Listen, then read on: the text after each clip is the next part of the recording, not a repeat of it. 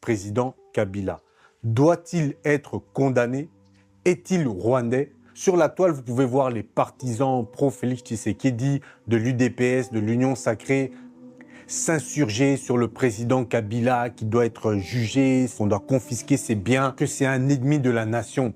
Alors, est-ce un ennemi de la nation ou pas? Bien sûr que c'est l'ennemi de la nation.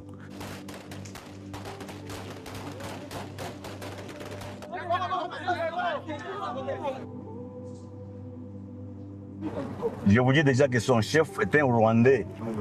Que tout le peuple partout où j'ai passé me demande de renvoyer ce Rwandais à Kigali. Sa place n'est pas ici, son chef de ce fameux gouvernement-là.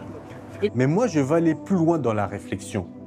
Mais ça fait plus de 18 ans qu'on vous dit, à vous, les partisans du président Félix Tshisekedi, que Kabila est un ennemi de la nation. En 2018 et en 2019, lorsque vous avez pris le pouvoir, vous avez dit quoi? Que Kabila était le père de la nation. Vous avez dit ça devant la population congolaise, des personnes qui ont été martyrisées, des personnes qui ont été tuées, des femmes, des enfants pendant des années. Vous vous êtes mis là, vous avez vu le président Tshisekedi assis à côté de Kabila, après avoir trahi l'opposition pour s'allier avec lui, dire que Kabila était quelqu'un de bien, était le père de la nation. À ce moment-là, est-ce que vous écriviez tout ce que vous écriviez sur Kabila? Quand on se plaignait, qu'on disait que Kabila devait être jugé, vous disiez non, comme le président Tshisekedi, non, il a fait une passation de pouvoir, c'est quelqu'un de bien, c'est pour la stabilité du pays. Est-ce que le pays est stable? Est-ce que la balkanisation n'a pas commencé? Autant que Kabila est un traître, vous tous, les personnes qui ont soutenu le président Tshisekedi, qui a trahi l'opposition, qui est allé s'allier avec Kabila, vous-même vous êtes des traîtres, vous-même vous êtes pro-Kagame. Le président Tshisekedi a fait venir Kagame à Kinshasa, à l'enterrement d'Étienne Tshisekedi, son père qui a combattu Kagame pendant toutes ces années.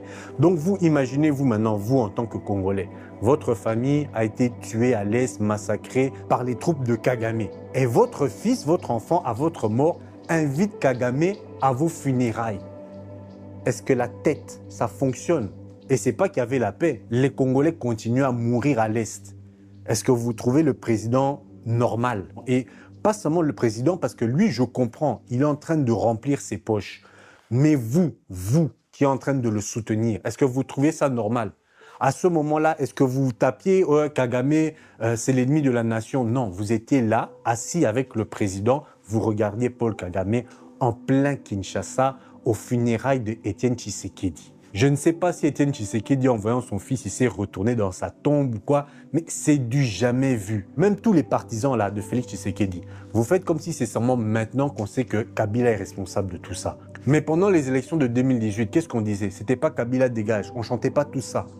Et vous étiez là, Kabila dégage, l'opposition s'est même réunie ensemble. Félix Tshisekedi, ils ont voté pour savoir qui allait être le leader de l'opposition. Quand le vote n'est pas allé en faveur de Félix Tshisekedi, qu'est-ce qu'il a fait? Il a dit, oh, ma base n'est pas d'accord, je me retire de l'accord. Il allait faire alliance avec Kabila. Ce qui a eu pour effet de déstabiliser l'opposition en pleine élection. À ce moment-là, on savait déjà que Kabila était ce qu'il était, puisque le père Tshisekedi avait déjà dit pendant les élections précédentes qu'il faut prendre Kabila, il faut le renvoyer au Rwanda. Tout le peuple partout où j'ai passé me demande de renvoyer ce Rwandais à Kigali. Au courant, il allait faire alliance avec lui. Ils ont partagé le pouvoir, ils ont mangé dans la même assiette. Mais tellement que les proches du président Félix Tshisekedi sont gourmands, ils ont commencé à grappiller l'assiette de Kabila. C'est comme ça qu'ils se sont embrouillés. Mais tant que Kabila ne représentait pas une menace pour le régime de Félix Tshisekedi, pas pour les Congolais, parce que les Congolais mouraient déjà à cause de Kabila, il avait déjà commis des crimes, donc il devait être jugé. C'est ce que l'opposition demandait. Mais tant que ça ne gênait pas Félix Tshisekedi, ce n'était pas son problème.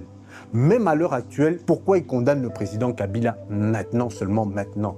C'est parce que ça gêne son régime à lui. Mais tant qu'on tuait des Congolais et que ça ne le touchait pas, ce n'était pas un problème. Lors de la prise de Bunagana, est-ce que le président Tshisekedi se plaignait? Non. Pourtant, des villages congolais étaient déjà assiégés par le M23 il continuait à vivre sa vie normalement parce que ça ne le dérangeait pas son régime à lui. Les Congolais pouvaient mourir. C'est lorsqu'ils se sont approchés de Goma que l'opinion publique a commencé à se dire mais qu'est-ce qui se passe? Et il a vu un danger pour son régime à lui qu'il a voulu commencer à réagir. Mais qu'est-ce qu'il disait dans les télévisions même internationales? Que oui, l'armée congolaise est très forte, en tout cas il a vu une armée structurée, alors que nous-mêmes, avant son règne, on disait déjà qu'il y a des infiltrés dans l'armée. Quand le M23 est arrivé à Goma, qu'est-ce qu'il a dit? Ne vous inquiétez pas, l'armée congolaise est forte, on va les stopper. Même pas quelques jours après, Goma est tombé. Bukavu est tombé. Qu'est-ce qu'ils ont dit après? Surtout vous qui soutenez le président Félix Tshisekedi. Ah non, mais c'est parce que l'armée est infiltrée. Mais go, ça fait combien d'années qu'on vous dit que l'armée est infiltrée? C'est seulement maintenant que vous avez remarqué. Mais quand votre président disait que non, on a une armée solide et que vous commentiez sur Internet, ah oui, bravo monsieur le président, son régime à lui, les Congolais pouvaient mourir. C'est lorsqu'ils se sont approchés de Goma que l'opinion publique a commencé à se dire mais qu'est-ce qui se passe? Et il a vu un danger pour son régime à lui qu'il a voulu commencer à réagir. Mais qu'est-ce qu'il disait dans les télévisions même internationales? Que oui, l'armée congolaise est très forte, en tout cas il a vu une armée structurée, alors que nous-mêmes, avant son règne, on disait déjà qu'il y a des infiltrés dans l'armée. Quand le M23 est arrivé à Goma, qu'est-ce qu'il a dit? Ne vous inquiétez pas, l'armée congolaise est forte, on va les stopper. Même pas quelques jours après, Goma est tombé.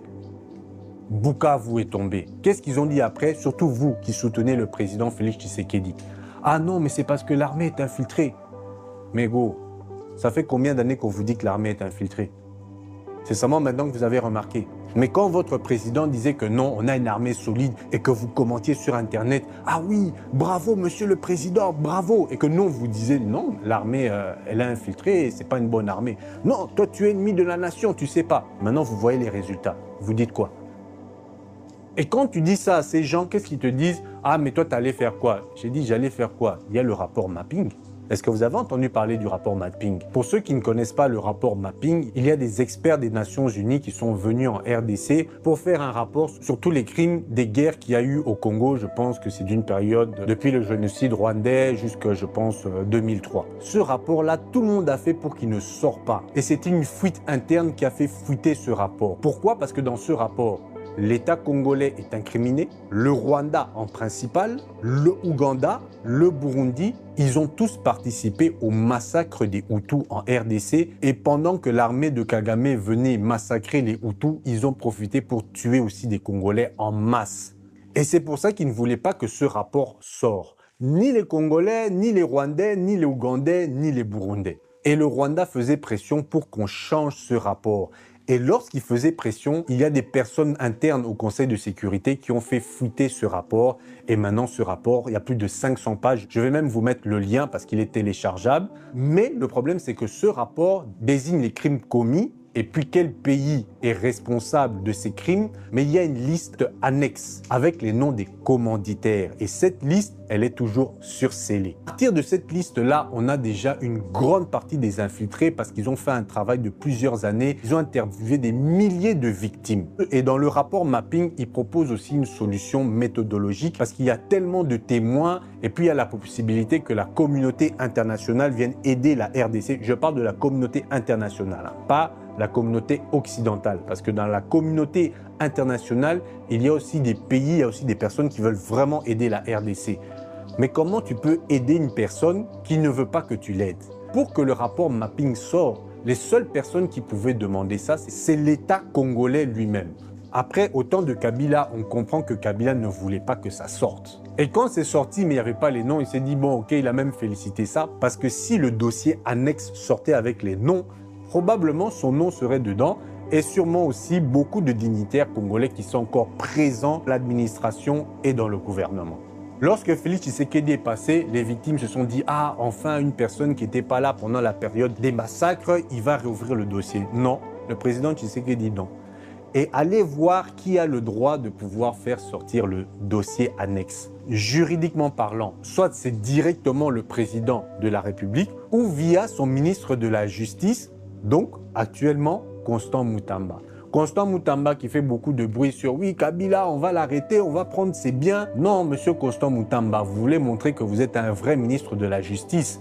Lancez la procédure, qu'on sorte le dossier annexe du rapport mapping. Comme ça, on aura tous les noms des commanditaires de ces massacres. Alors pour noyer le poisson, qu'est-ce qu'ils ont fait? Ils ont dit que oui, ils vont faire des tribunaux pour pouvoir dédommager les victimes des massacres pendant les guerres du Congo. Donc ils sautent le volet où on va trouver les commanditaires pour passer directement à la réparation des victimes. Comme ça, non, on ne va pas s'attaquer aux commanditaires. Donc vous me demandez la solution, allez demander au président Tshisekedi pourquoi il ne veut pas faire sortir le dossier annexe avec les noms du rapport mapping. Pourquoi il ne veut pas appliquer les recommandations du rapport mapping pour trouver les responsables de ces massacres et les mettre en prison? Parce que ces personnes sont encore en fonction, la plupart. Et les fanatiques du président Tshisekedi, j'aimerais bien vous poser la question, pourquoi? Parce qu'on dirait que les gens qui soutiennent le président Tshisekedi, on dirait que ce sont comme des poissons rouges. Vous savez pourquoi le poisson rouge, il tourne dans le bocal et ça ne le dérange pas? C'est parce qu'il a une mémoire de 30 secondes. Donc quand il tourne, après 30 secondes, il oublie qu'il était en train de tourner. C'est pour ça qu'il continue à aller comme ça. Et tous les partisans de l'UDPS, de l'Union Sacrée, j'ai l'impression que c'est comme des poissons. Ils sont là en train de nous dire, oui, Kabila, vous avez vu, c'est une preuve. Il est rwandais. Mais on vous dit ça depuis des années, vous savez, mais vous étiez alliés avec lui. Oh, le M23, ils ne sont pas allés en Angola. C'est une preuve que c'est Kagame qui les soutient. Mais le M23, on sait depuis longtemps qu'ils sont soutenus par Kagame. Mais quand Félix Tshisekedi est venu au pouvoir, il les a accueillis pendant 14 mois aux frais des Congolais à Kinshasa, le M23 qui était cantonné normalement au Ouganda. Et là, vous disiez quoi? Je ne vous ai pas vu en train de taper, oh, qu'est-ce que le président Tshisekedi est en train de faire? Vous souteniez. Vous êtes des traîtres. Et maintenant, quand vous dites que oui, regardez en Angola, le M23, il n'est pas venu, mais c'est normal que le M23 n'est pas venu. Kagame les a prévenus, vous savez, vous allez en Angola pour discuter avec le président angolais. Mais moi, j'ai rendez-vous à Douala là, avec Félix Tshisekedi qui a dit qu'il n'allait jamais parler avec moi. Parce que le président Tshisekedi, il a dit qu'il n'allait jamais parler avec Kagame comme ça, seulement au ciel. Seulement quand il allait se voir au ciel. Donc je ne sais pas si Doha, c'est devenu le paradis, ils sont déjà au ciel. Mais en tout cas, il est allé comme ça et il n'a même pas eu la décence de prévenir le président angolais. Président angolais qui a un pays à diriger, l'Angola. Il prend une journée entière à lui pour attendre la délégation parce que Tshisekedi, lui, il a envoyé la délégation congolaise. Donc, ils sont allés, bien sûr, payer les frais des grands hôtels, dépenser l'argent aux frais des Angolais et des Congolais, tranquillement. Kagame, lui, l'a prévenu au M23, ne dépensez pas l'argent, ça ne sert à rien d'aller là-bas, puisque moi, je vais voir le président Félix Tshisekedi en cachette. Donc, c'est normal qu'ils ne sont pas venus. Vous faites perdre le temps au président angolais qui a un pays à diriger. Et le soir ou le lendemain, le président angolais, il regarde les journaux, il voit une photo Kagame avec Félix Tshisekedi, avec un arabe comme ça en babouche, qui a sifflé les deux présidents noirs africains, comme ça, là, comme si c'était ces petits moukas là. Quelle image pour l'Africain, cette image, alors qu'on était entre frères avec le président angolais, là, comme ça, on a sifflé vraiment comme, je sais pas, comme des esclaves. Et il y a les partisans du président Tshisekedi très contents. Oui, non, mais c'est pour la paix, c'est quand même une bonne chose. Doha, est-ce que vous savez que c'est l'allié du Rwanda? Ils ont 49% de Rwanda Air. Ils sont en train de pousser à fond pour qu'il y ait un circuit de Formule 1 à Kigali. Ils sont associés avec le Rwanda et les histoires du PSG. Les Congolais me disent, oui, mais ils ont aussi des investissements au Congo. Mais est-ce que vous pouvez comparer les petits investissements qu'ils ont au Congo et les accords qu'ils ont avec le Rwanda? Donc quand vous allez là-bas, c'est en faveur du Rwanda, c'est évident. Et c'est pour ça que Kagame a accepté d'y aller. Et le plus marrant, c'est qu'ils ont négocié la suspension des combats. Le lendemain, le M23 continue d'attaquer. Et quand tu demandes maintenant aux partisans du président Félix Tshisekedi, ah non, bon, il y a une stratégie. Quelle stratégie? Oh, c'est un fin stratège. Quel fin stratège? Même quand j'ai dit qu'ils ont trahi l'opposition, ils disaient non que Félix Tshisekedi avait une stratégie. Il s'est mis avec Kabila, c'était ça la stratégie. Sinon, le Congo aurait été balkanisé. Et là, maintenant, ce n'est pas balkanisé. C'est quoi la stratégie?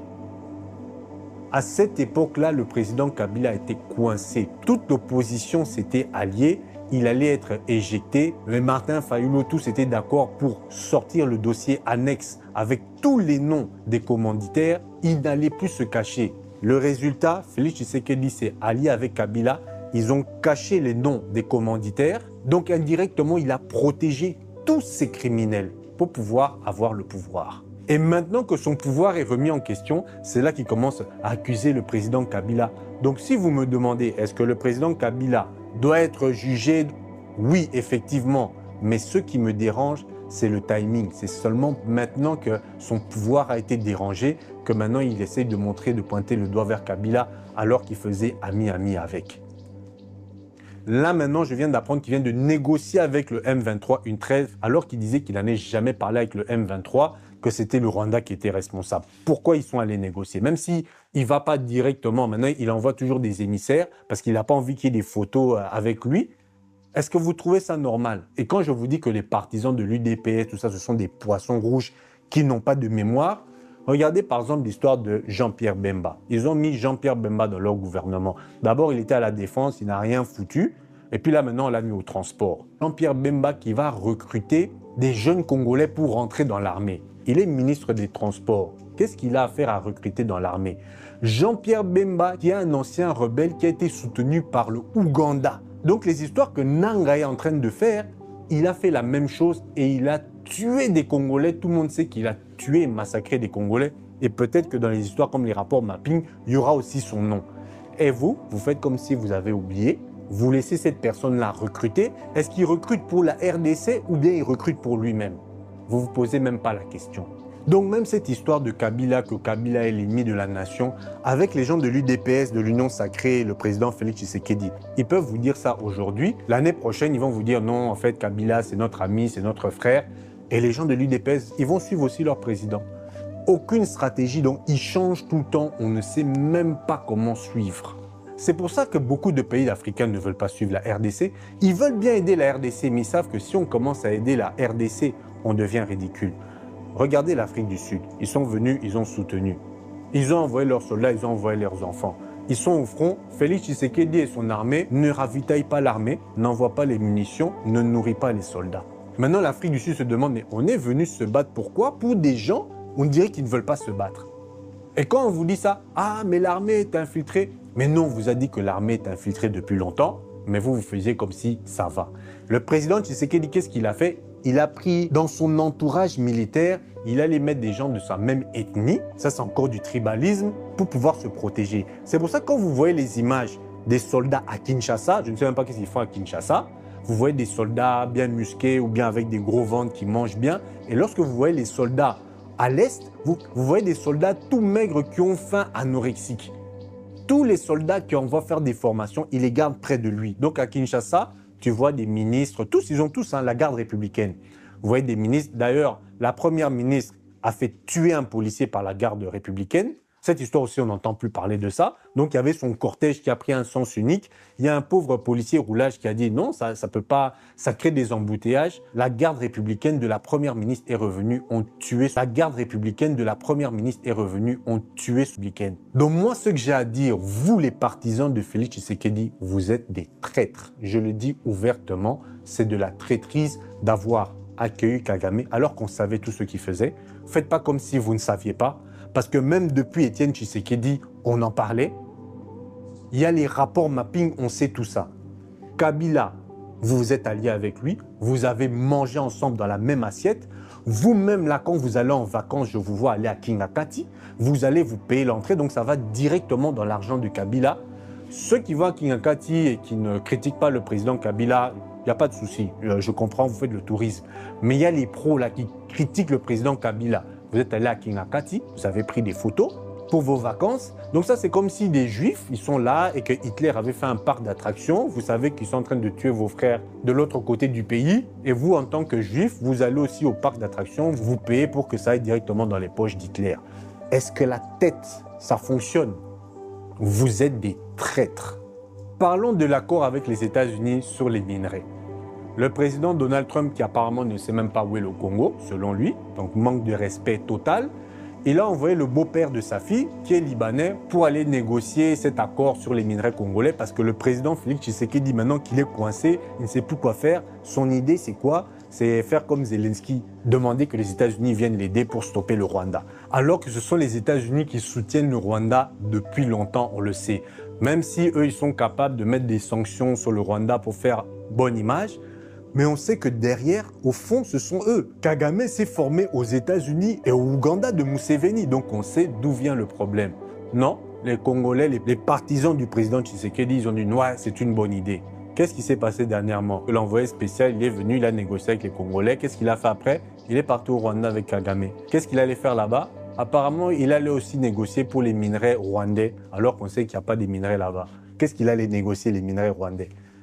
Là encore, le président Tshisekedi sort ridicule.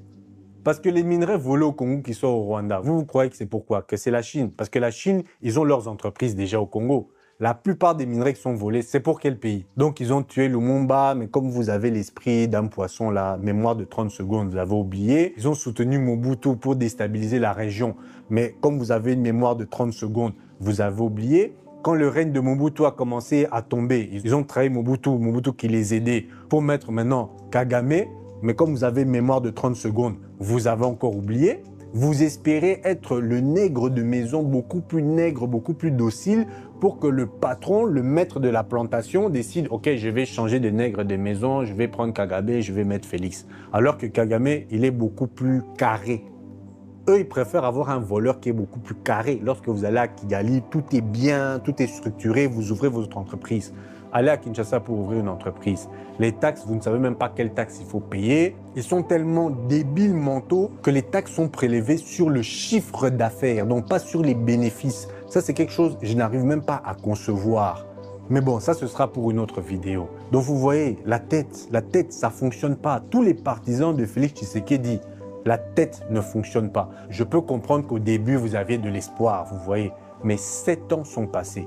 Vous savez que le barrage d'Inga, si vous avez de l'électricité à Kinshasa, le barrage d'Inga, Mobutu l'a fait en 5 ans. Le premier barrage d'Inga, ça a pris 5 ans. Et comme Mobutu a pris le pouvoir, ne croyez pas que c'était à l'aise. Il y avait des massacres partout. Quand les Belges ont fait semblant de partir, ils ont lancé plein de rébellions. Il y avait plein d'ethnies. Les gens se massacraient entre eux. Mais avec la rigueur, il a pu protéger les frontières et mettre la stabilité. Même si on peut l'en vouloir pour beaucoup d'autres choses, je suis d'accord qu'il y a plein de choses où il a vraiment déconné. Mais regardez ce qu'il a fait. Après 5 ans, il a fait le barrage Inga. Le pont Maréchal, tout ça. Mais vous, oh mais il a quand même construit quelques écoles. On détourne de l'argent pour l'équivalent par exemple de 10 000 écoles. Vous voyez que l'argent a été détourné. Après, on vous fait 100 écoles, on vous montre ça. Waouh, bravo, en tout cas, ils ont travaillé. Vous ne voyez même pas tout l'argent d'ici ces 10 000 écoles qui a été détourné. Vous trouvez ça normal et on met personne en prison. Ou bien ce sont des opposants au régime ou bien des petits gens qui sont mis en prison. Les personnes qui sont placées, personne. Dernièrement, il y a eu les inondations. Qu'est-ce qu'ils sont allés raconter? Mais vous condamnez le président Tshisekedi, mais quand même, c'est le réchauffement climatique, c'est des choses qu'on ne peut pas gérer. Je ne sais pas si ce sont les églises qui ont abruti la population et ces personnes-là qui n'arrivent plus à penser, mais quand vous savez qu'il y a le réchauffement climatique, vous mettez des politiques en œuvre pour que ça ne se produise pas. Maintenant, ils essaient d'accuser le peuple congolais qu'il y avait des constructions anarchiques. Mais lorsque vous regardez, la plupart de ces constructions ont eu un permis de bâtir au cadastre et à l'urbanisme. Comment vous pouvez appeler ça construction anarchique? Donc ça veut dire par exemple que moi, par exemple je viens de l'Europe, j'arrive à Kinshasa, on me dit que ce terrain est à vendre, je vois un terrain, je vois le fleuve qui passe, je suis très content, je dis ah ok, qu'est-ce que je dois faire? Va au cadastre, là-bas tu vas, tu payes, et souvent il faut payer des extras, tu payes le cadastre, tu payes l'urbanisme, on te donne tes papiers, tu construis, un jour il y a une inondation, Constant Moutamba il va venir, va dire oui mais c'est ta faute, pourquoi est-ce que tu as construit en zone inondable? Alors que toi, tu es allé au cadastre, tu es allé à l'urbanisme. Et je ne mets pas toute la population congolaise dedans, parce que la société civile, combien de fois ils ont manifesté, mais il y a ces personnes au gouvernement qui cadenassent. Un truc même qui était marrant, c'est l'artiste, le rappeur qui avait été tué par le M23 à Goma. Il y a notre ministre, Thérèse Wagner, qui est allée aux Nations Unies, qui a dit que voilà, le M23 a même tué un artiste. Mais cet artiste-là qui a été tué, vous savez qu'il a été aussi libéré par le M23. Parce que Félix Tshisekedi l'avait mis en prison, parce qu'il dénonçait justement tout ce que Félix Tshisekedi et son entourage faisaient. Ils l'ont mis en prison. Et quand le M23 est rentré à Goma, les gens de la prison se sont évadés et cet artiste aussi a pu s'évader. Mais vu que c'est un activiste, quand il s'est évadé et qu'il a vu les crimes commis par le M23, il a aussi dénoncé le M23 et le M23 l'a tué. La première fonction d'un président, ce n'est pas de savoir bien s'entourer, c'est pas ça. Si par exemple vous voulez envoyer une fusée dans la Lune, le président, est-ce qu'il doit être astronaute? Non, il doit avoir la capacité de s'entourer des personnes qui ont la capacité de monter ce projet, d'envoyer une fusée dans la Lune. Donc si même il n'est pas capable de bien s'entourer, et puis quand il s'entoure, c'est toujours des personnes de son ethnie ou bien des personnes de son entourage, de la famille. Comment vous pouvez expliquer qu'il y a autant de politiciens, autant de proches du président qui commencent à avoir des carrés miniers? Même le problème entre Nanga et lui, Nanga l'a avoué qu'on lui a volé des carrés miniers, c'est pour ça qu'il s'est énervé. On devrait interdire les membres du gouvernement de posséder des carrés miniers parce qu'il y a conflit d'intérêts. Surtout que le président Tshisekedi nous avait sorti cette histoire qu'il allait privilégier la richesse du sol sur le sous-sol. Mais quand vous voyez tous ses proches de sa famille, tous ils ont des dividendes dans les carrés miniers. Ils se disputent tous les carrés miniers. Et c'est ça les problèmes qu'ils ont avec les Nanga, avec les Kabila, tout ça, parce qu'ils voulaient partager le gâteau, mais il y a des gens trop gourmands. Et ça, vous ne voyez pas, les partisans de Félix Tshisekedi. Vous êtes là maintenant, Kabila, Kabila, Kabila. Comme si on ne savait pas que Kabila était responsable depuis longtemps. Quand vous étiez en train de trahir le pays, que vous marchez main dans la main, même pas avec Kabila, mais carrément avec Kagame. Vous êtes des lâches, vous êtes des traîtres, vous êtes des vendus. Donc voilà, ce sera tout pour cette vidéo. Allez demander à Constant Moutamba, au président Tshisekedi, le rapport mapping. Faites sortir le dossier annexe avec tous les noms. Puisque vous vous plaignez qu'il y a des infiltrés dans l'armée, sortez les noms, faites une demande officielle aux Nations Unies, mettez les tribunaux en place, on commence à suivre le rapport mapping, parce que c'est ça que demande la société civile congolaise, c'est ça que demandent les victimes à l'Est et partout dans le pays. Martin Fayoulou a demandé ça, même le docteur Mukwege. D'ailleurs, parlons d'abord, avant de finir la vidéo, parlons du docteur Mukwege. Qu'est-ce que les partisans de Félix Tshisekedi ont dit? Oh, c'est quelqu'un de l'Occident. Regardez, on l'a donné le prix Nobel de la paix, lui il est plutôt pour l'Occident. Maintenant, votre président est en train de mendier à l'Occident pour que les Américains viennent l'aider. Il a mendié au FMI alors qu'on commençait déjà à repayer la dette du FMI. Il a encore endetté le Congo au FMI. Et vous dites quoi maintenant? Il n'est pas pro-occidental. Donc pour moi, Kabila est un traître. Vous êtes des traîtres et venez commenter. N'hésitez pas. Je sais que vous allez venir dire « Oh non, le président… » Venez commenter, venez, je veux vous voir. Comme ça, on va vous retenir pour quand tout ça va passer, qu'il faudra tous vous juger, que le rapport mapping va sortir et qu'on fera aussi des rapports sur vous, ceux que vous avez protégés, la main dans la main quand vous avez tenu Kagame, que vous l'avez amené à Kinshasa, le M23 et Kabila. Et l'histoire ne vous oubliera pas parce que nous, on n'est pas tous des poissons rouges. Donc voilà mes frères, cette fois-ci, c'est vraiment la fin de la vidéo. N'hésitez pas à liker, à commenter, à donner votre avis. Même si vous êtes opposé à ce que je dis, donnez votre avis. Comme ça, on va discuter en tout cas de cette situation. Et moi, je vous dis, prenez soin de votre famille. On se voit à la prochaine.